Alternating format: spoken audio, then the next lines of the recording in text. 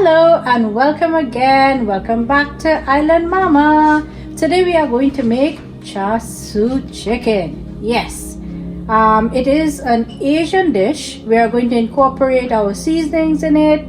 There is something important that I need to tell you. For those like myself who have allergies to soy products, I am not using soy sauce today in it, and my alternative will be this, which is a fish sauce. It's going to give that saltiness from that soy sauce flavoring. We're using this in place of that. For our sweet flavors, we're using this guy, oyster sauce. We're using brown sugar. There we go. And my favorite seasonings, which is bandania, which is our Trinidad favorite culinary seasoning. And we're using this, it's a chicken flavor, hot sauce, rice vinegar, and also this known as Beetlejuice, which is red food coloring.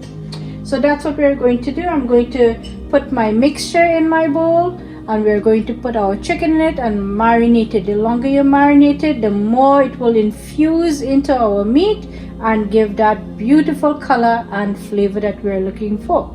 So come take this journey with me. Let's go. And you will notice as I am building my sauce layer by layer with all of these spices, I am going above the basic ingredients by using my bandania and also this optional lean pairing, which puts an oomph into my sauce. So ginger, garlic and onion powder are major seasonings for meat, and that is why I add it in the last bit of making the sauce and then start to mix my meat in it so that it is going to get marinated, and that top layer will be with that onion, garlic and ginger powder. Yummy. It looks so good.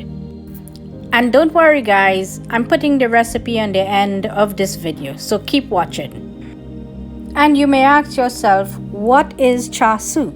Well, Char Sui is roasted meat with a sweet savory sauce.